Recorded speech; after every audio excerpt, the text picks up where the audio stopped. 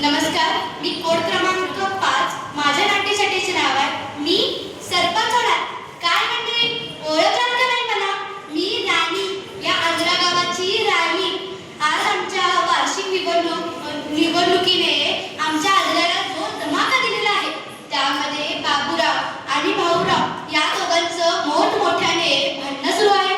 चला तर मग बघूया त्या दोघांचं मोठमोठ्याने भांडणं. काय रे बाबूराव, आज कुणीकडे आलात? बहु दिवसांनी इकडे फिरकलेली दिसते.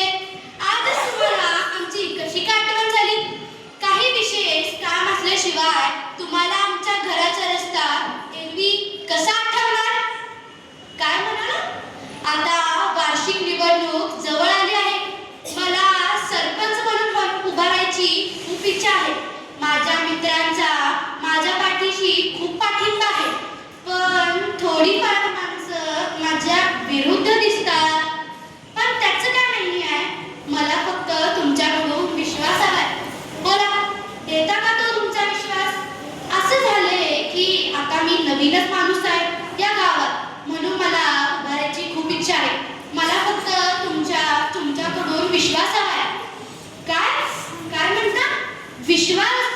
अहो, तुम्ही काय मला बाळाला दूध पाजून आले समजलात काय? हे बघा, मी काय लहान माणूस नाहीये. हे बघा, तुमचा अजून वय देखील बसत नाही. तुम्हाला अजून पुष्कळ अवकाश आहे आणि म्हणे तुम्हाला निवडणुकीला उभारायचे. एवढी घाई कसली आहे तुम्हाला? वेळ आहे अजून. सावकाश जरासं, एवढी कशाला घाई करताय? तुमच्यापेक्षा ज्येष्ठ आणि श्रेष्ठ माणसं आहेत, त्यांचा नंबर लागू द्या की.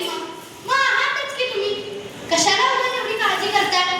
माझं म्हणणं आहे की तुम्ही निवडणुकीला उभारू नका. तसं ना तुम्ही खूप छोटे आहे वयाने. काय काय म्हणताय? अहो, तुम्ही अजून मला ओळखलात नाही. तुम्ही मला अजून समजलात तरी का? हे बघा, मी माझ्या इन्फ्लुएन्स काय असतं की ते इन्फ्लुएन्सची कल्पना तर आहे का तुम्हाला? हे बघा, मला तर निवडणुकीला उभारायचंच आहे. तुम्ही काहीही करा, फक्त मला विश्वास आणि तुमचं मत मला द्या. हे बघा, मी एवढंच म्हणणार आणि बाकीचं काही म्हणणार नाही. तुम्ही फक्त मला मत द्या. काय काय म्हणताय? तुम्हाला मत द्या? अहो, तुम्ही असलं काय काम केलंय ज्या दुसऱ्या लोकांच्या डोळ्यातनं पाणी आलंय? 4 गटरी बांधून, 2 रस्ते बांधून ही काय समाजसेवा झाली? गटरी बांधून, 2 रस्ते बांधून ही काय समाजसेवा झाली? आमच्या घराच्या पाठी रस्ता बांधलाय, तो रस्ता हाय तसा पडलाय, अर्ध काम झालंय आणि म्हणे तुम्हाला मत द्यायचं. हे बघा, मी प्रामाणिकपणे सांगतो, तुम्ही मताला उभारू नका आणि तुम्ही निवडणुकीला उभं नका. हे बघा, मी तोंडासमोर तुमच्या बोलणार की तुम्ही मतदानाला उभारू नका. ते म्हण नाही का, ऐकावं जगाचं, करावं मनाचं. बघा, आता पुढं तुमची इच्छा, काय करणार ते करा, पण माझं म्हणणं आहे की तुम्ही उभारू नका निवडणुकीला. बघा, तुम्ही पण माणसं, आम्ही पण